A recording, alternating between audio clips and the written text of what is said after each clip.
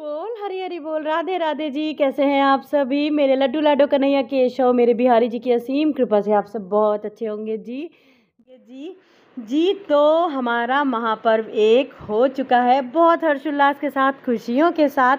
हमारा जन्माष्टमी और मेरे लाला की छठी उत्सव हमारा बहुत ही हर्ष के साथ में हो चुका है जी। तो अब हमारा और हमारे प्रभु का महापर्व राधा अष्टमी, महालक्ष्मी अष्टमी हमारी 4 सितंबर 2022 को हम मनाएंगे। कैसा श्रृंगार माता को चढ़ाना है, किस तरीके का भोग बनाना है, आज हम बात करते हैं, चर्चा करते हैं इस बात। हमें कैसा श्रृंगार माता को चढ़ाना है, किस तरीके का भोग बनाना है, आज हम इस वीडियो में आपके साथ में मैं अपने भाव शेयर करूंगी। तो जी सबसे पहले तो मैं आपको बताना चाहूँगी कि माता की अष्टमी की जो पूजन होगी वो कितने बजे होगी। बहुत लोगों को कन्फ्यूज़न होती है कि बहुत से लोग जिस तरीके से लाला का जन्मदिन रात के 12 बजे करते हैं और बहुत से लोग माता रानी का जन्मदिन जो है वो सुबह को 12 बजे दोपहर को करते हैं, जो कि नहीं होता। अरे जो हमारी लाडली का जन्म हुआ है, जो जन्म उत्सव हम मनाएंगे वो सुबह 4 से 5 बजे के बीच में हमें मनाना है। देखिए 4 बजे तो थोड़ी मैं समझ सकती हूँ, 4 बजे थोड़ी मुश्किल हो सकती है, लेकिन हमें हर हालत में कोशिश करना है कि 5 बजे तक का हम लाडली का अपने जन्मदिन जो उनका जन्म है वो हम करा दें। 5 बजे हमें उनका अभिषेक शुरू कर देना होता है। जो मैं करती हूँ जिस तरीके से, मैं आपको वो बता रही हूँ जी। आप लोग इसके लिए क्या करिए, देखिए क्योंकि बहुत काम रहता है, बहुत ज़्यादा, हम पहले से ही तैयारी करना मैं अपनी शुरू कर देती हूँ। 2 दिन पहले से ही मैं सारे व्यंजन अपने जो मीठे पकवान होते हैं वो मैं बना लेती हूँ। और जैसे 4 तारीख को पड़ रही है तो मैं 3 तारीख को पूरे पकवान अपने जो मीठे रहेंगे, मिठाइयाँ, वो सब बना लूँगी और मैं सारी तैयारी कर लेती हूँ। एक एक चीज़ मैं पूरी तैयारी रात में ही कर लेती हूँ और मैं सुबह 4 तारीख को बहुत जल्दी का मतलब है कि मैं तो खैर बहुत ही जल्दी 2 बजे, आप जितने बजे का भी अलार्म सेट कर लीजिए, बहुत जल्दी उठ जाइए और अच्छे से घर साफ करके और आप जल्दी से भोग तैयार करने के बाद में आप माता का अभिषेक 4:30-5 बजे शुरू कर दीजिए।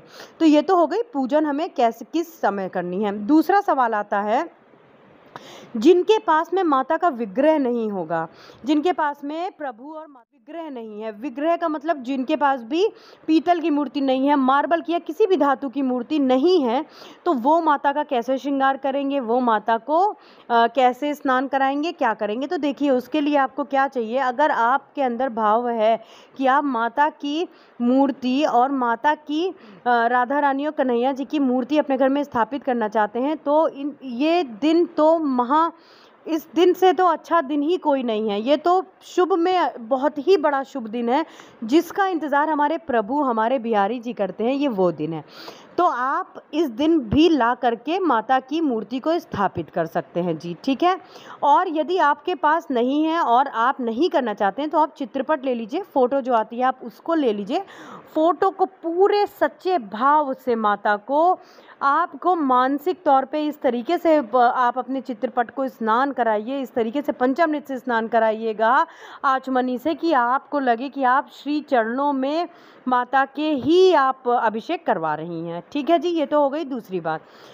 अच्छा, तीसरी बात, मैंने व्लॉग में कहती हूँ, लाला के जन्मदिन के लिए भी मैंने कहा था कि 56 भोग यदि कोई नहीं लगा सकता है, प्रभु की असीम कृपा सब पे बरसे, सब 56 भोग लगाएं, सब पे उनकी असीम कृपा बरसे। यदि कोई नहीं 56 भोग लगा सकता है, 56 भाव का आप भोग लगाइए।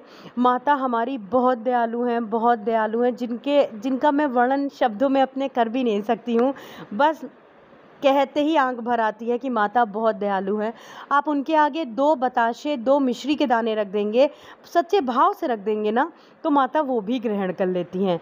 तो आप यदि 56 भोग नहीं लगा सकते हैं, आप यदि मिष्ठान नहीं बना सकते हैं, तो एक मिठाई ज़रूर कुछ बनाइए। कुछ नहीं बना सकते हैं तो आप हलवा बनाइए माता के लिए, हलवे का ज़रूर भोग लगाइए, ज़रूर। यदि आप नहीं बना सकते हैं या आप कहीं ऐसी जगह पे हैं तो आप कोशिश करिए हलवा बनाइए और उस दिन बरसाने की गली गली में, हर एक दुकान हो या हर एक हलवाई हो, हर एक घर में महाप्रसाद अरबी, दही अरबी का ज़रूर बनता है। दही अरबी का भोग ज़रूर ज़रूर ज़रूर लगाइएगा। दही अरबी की रेसिपी मैं आप लोगों के साथ में कोशिश करूँगी कि मैं बहुत जल्दी शेयर करूँ, और दही अरबी का भोग ज़रूर लगाइए, ज़रूर बनाइए, चाहे आप 2 ही अरबी क्यों ना बनाएं, लेकिन माता को।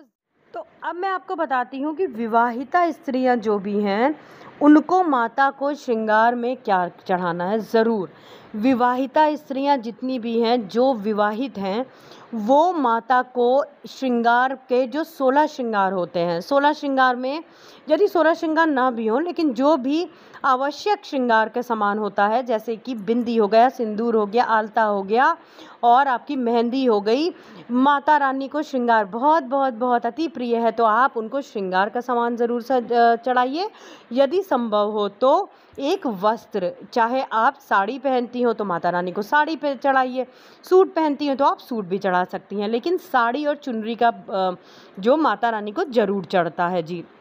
और ये तो बात हो गई जो विवाहित हैं वो क्या चढ़ाएं, और अविवाहित जो भी कन्याएं हैं वो माता रानी को लाल चुनरी ज़रूर चढ़ाइएगा, और पॉसिबल हो तो श्रृंगार का सामान भी चढ़ाइए, लेकिन लाल चुनरी माँ को ज़रूर अर्पण करिए।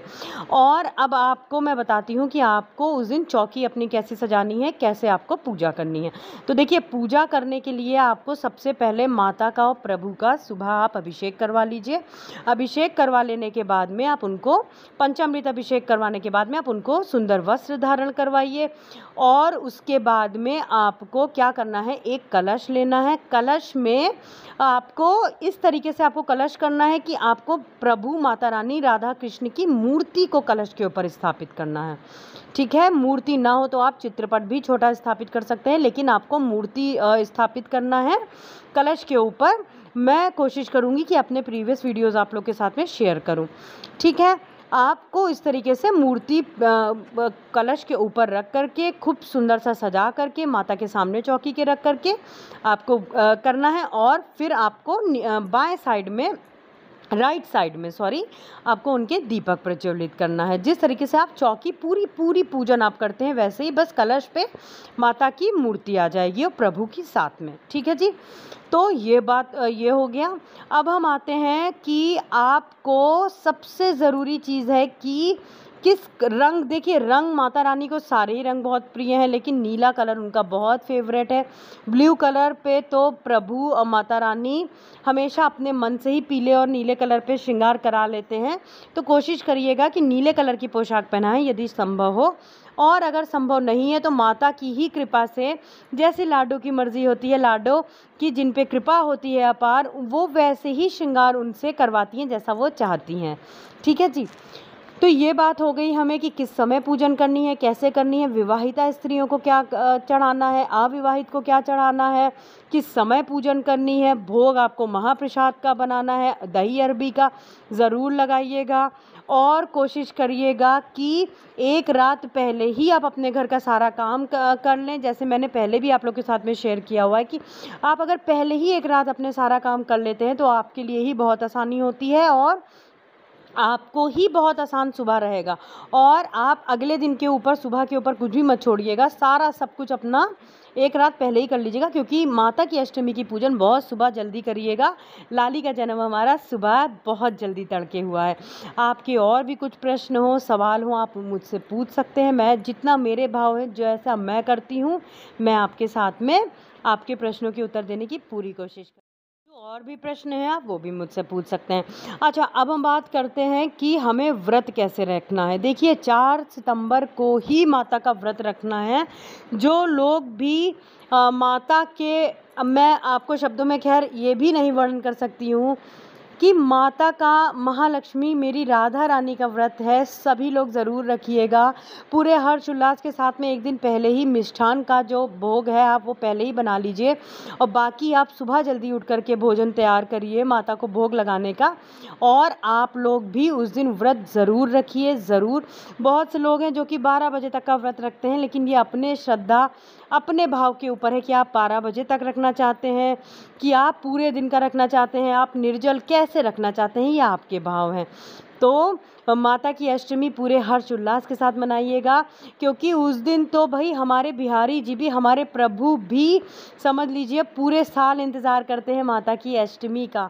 माता और आपके जो भी सवाल हो आप मुझसे ज़रूर पूछिएगा। तो आज के लिए इतना ही, बाकी मैं और भी चीज़ें आपके साथ में शेयर करती रहूँगी। हरि बोल, हरि हरि बोल, राधे राधे जी। और आपने मेरे सारे व्लॉग्स आप लोगों ने देखे, ज़रूर देखिएगा, प्रभु की अद्भुत झांकी दर्शन करिएगा, किस तरीके से नंदोत्सव में मैंने उनका श्रृंगार किया, किस तरीके से मैंने प्रभु की छठी में श्रृंगार किया, सारे व्लॉग्स देखिएगा ज़रूर। हरि बोल, हरि हरि बोल, राधे राधे।